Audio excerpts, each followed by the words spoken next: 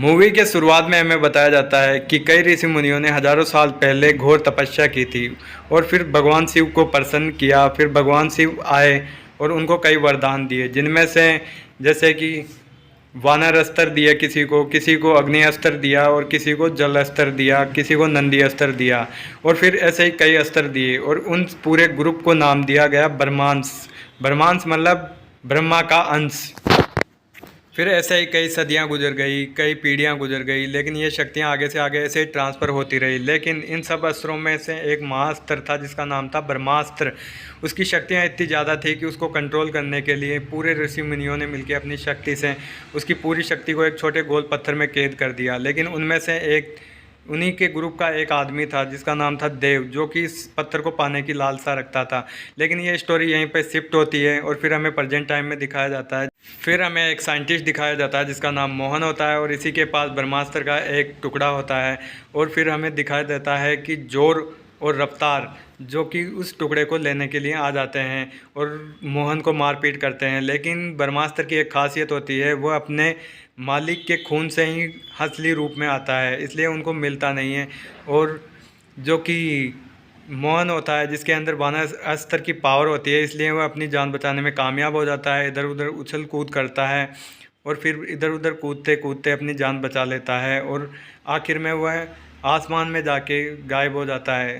तो उन किसी को वो मिलता नहीं है। फिर वो वापस नीचे आता है और देखता है कि सब लोग चले गए, लेकिन तभी वहाँ पर एंट्री होती है जुनून की, जो कि जिसके अंदर अग्नि अस्त्र की पावर होती है और वो काफ़ी हद तक उस मोहन को कंट्रोल कर लेती है। बाद में उससे वो ब्रह्मास्त्र का पहला टुकड़ा प्राप्त कर लेती है और साथ में ये भी पता कर लेती है कि इसका जो दूसरा पार्ट है वो कि अनीस सेठी के पास है और एक पार्ट है जो गुरुजी के पास है।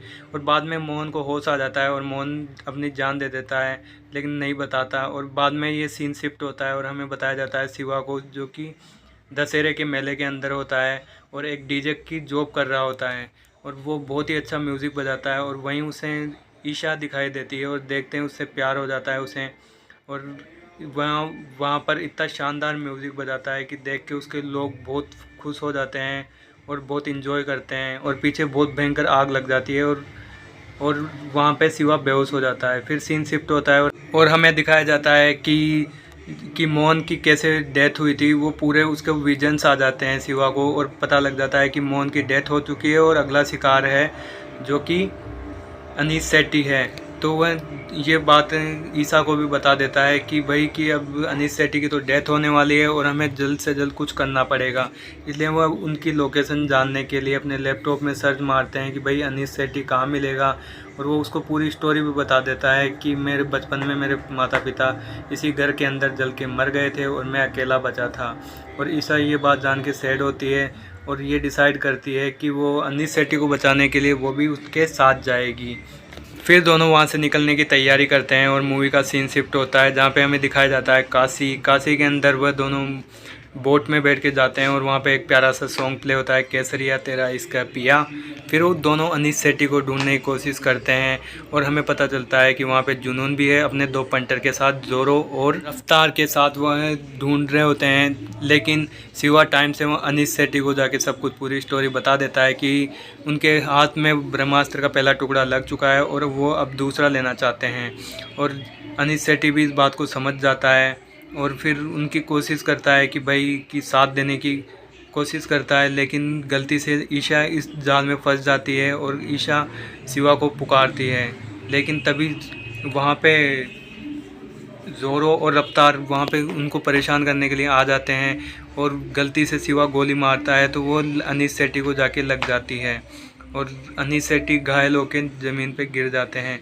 लेकिन अनीस सेठी के पास भी एक अस्त्र होता है, नंदी अस्त्र, और वो दोनों उठ खड़े होते हैं और फिर वो अपने एक पावर पंच से वहाँ पे सुरंग खोद देता है और वो दोनों सुरंग के रास्ते से बाहर निकल जाते हैं और वह आगे बढ़ते हैं कार के अंदर। और उसके पास नंदी अस्त्र होता है इसलिए वह खुद को हील कर लेता है। फिर जो उसके पास जो दूसरा टुकड़ा होता है उसको अपने ब्लड में लाके उसकी ओरिजिनल शेप में लाके उसको शिवा को पकड़ा देता है और बोलता है कि तुम आश्रम पहुंचो, मैं इन दोनों को रोकता हूं क्योंकि हमारे सबका साथ में निकलना इम्पॉसिबल है। और ये कहकर शिवा वहां से निकल जाता है और फिर अनीस पीछे मुड़कर देखता है तो वो दोनों ट्रक में आ रहे होते हैं फिर अनीस अपनी पूरी पावर लगाकर उसको रोकने की कोशिश करता है। यहाँ मूवी का बेस्ट सीन दिखाया जाता है और वो इतनी ज़ोर से टक्कर मारता है कि पूरा ट्रक ही उल्टा पुल्टा हो जाता है, लेकिन वो दोनों बच जाते हैं। उनका कारण ये था क्योंकि उनके पास भी एक सुरक्षा अस्त्र होता है जो कि उनको देव से मिली थी, वो शक्तियाँ होती है, इसलिए वो बच जाते हैं। और ये पूरी सीन और विजुअल्स शिवा को दिखाई दे रहे थे और साथ में ही उनके पीछे रफ्तार पड़ जाता है जिसके पास की वानर अस्त्र होता है जो कि बहुत स्पीड से भागता है और कार का पीछा करता रहता है। लेकिन कैसे जैसे करके शिवा आश्रम तक पहुंच जाता है और ये सोचता है कि हम बच गए, लेकिन फिर पता चलता है कि वो भी पीछे आ जाता है और शिवा अपनी पूरी शक्ति लगाकर वानर अस्त्र वाले रफ्तार को जला के भस्म कर देता है, लेकिन खुद भी बेहोश हो जाता है। और फिर वहाँ पे गुरुजी को दिखाया जाता है। गुरुजी देखकर शॉक हो जाते हैं कि इसके पास देव की शक्तियाँ हैं शायद, और फिर वो उसको ले जाते हैं अंदर और सीन शिफ्ट होता है और दिखाया जाता है कि शिवा को फ्लैशबैक में सब कुछ दिखाई देता है कि क्या क्या सीन चल रहा है। उसे हर चीज़ दिखाई देती है कि जुनून भी अब जाकर और शक्तियाँ मांग रही है देव से कि भाई कि मुझे और शक्तियाँ दो, क्योंकि मुझे पावर की ज़रूरत है। अगर मुझे 2 हिस्से और लेने हैं तो फिर उसे और पावर मिल जाती है। और जुनून के बाद में ये पूरी कहानी शिवा को पता लग जाता है क्योंकि वो सपने में सब कुछ देख लेता है। और वो सारे वहाँ पर बहुत सारे ब्रह्मांश वाले लोग होते हैं जो कि ब्रह्मास्त्र की सुरक्षा की बात कर रहे होते हैं। वहाँ पे हमें काफ़ी सारे लोग दिखाए जाते हैं जिनके पास अलग अलग पावर्स होती है। और वहाँ पे एक बोट भी होती है जहाँ पर एक नेटवर्क पकड़ता है और कहीं भी आश्रम में नेटवर्क नहीं आता है, इसलिए सारे जने वहाँ पे इकट्ठा होकर बात करने की कोशिश करते हैं और देखते हैं कि वहाँ पे काफ़ी सारे और भी पावरफुल लोग होते हैं जिनके पास डिफरेंट पावर होती है। और फिर गुरुजी शिवा को बुलाते हैं और बोलते हैं कि भाई तुम इतने पावरफुल हो और तुम्हारे पास बहुत सारी पावर्स हैं। लेकिन ये शिवा इस बात को मजाक में उड़ा देता है, बोलता है कि पावरफुल मैं नहीं हूँ, पावरफुल ये यहाँ पे रहने वाले लोग हैं, मैं तो बिल्कुल साधारण सा इंसान हूँ। लेकिन फिर गुरुजी उसको हर चीज़ बताते हैं कि तुम्हें यहाँ पे रुक के हमारी मदद करनी चाहिए। लेकिन फिर भी शिवा एग्री नहीं होता है और उनकी बातों को मजाक में उड़ा देता है। लेकिन फिर गुरुजी काफ़ी कोशिश करते हैं कि भाई तुम्हारे अंदर बहुत पावर है, तुम समझने की कोशिश करो, तुम्हें हमारी ज़रूरत है। तो वो इस बात को ऐसे मजाक में टाल देता है। लेकिन वो गुरुजी फिर भी उसको बोलते हैं कि तुम्हें एक बार मेरी बात सुननी चाहिए कि तुम्हें विजुअल्स में सब कुछ दिखाई देता है, वो कोई नॉर्मल बात नहीं है। तुम इस बहुत महान काम के लिए बने हो, तुम कोई नॉर्मल आदमी नहीं हो। फिर ये बात जानकर शिवा को शौक लगता है कि भाई यार ये क्या बोल दिया है गुरुजी ने। फिर वो उस बात को लेकर एग्री हो जाता है और ईशा को भी बोलता है कि ईशा यार मुझे तो रुकना पड़ेगा, क्योंकि गुरुजी ने तो बात ही ऐसी कर दी कि वो मेरे माता पिता का पता ही जब बताएंगे जब मैं यहाँ पे रुकूंगा।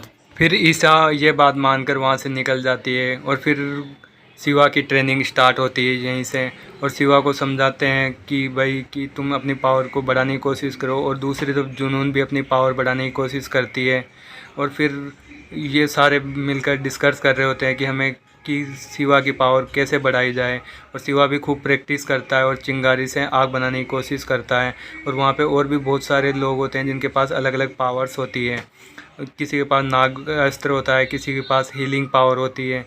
और इसी टाइप से हमें पता चलता है कि ईशा पे भी दूसरी तरफ से हमला हो जाता है, वहाँ पे ज़ोर आ जाता है और ईशा पे हमला बोल देता है। और ये बात शिवा को पता लग जाती है कि भाई कि ईशा के साथ कुछ गलत हो रहा है। और फिर गुरुजी भी उसको शांति देते हैं कि यार बेटा ऐसा मत करें, मेरे लोग लेके आ रहे हैं ईशा को वापस घर पे सेफ्टी से।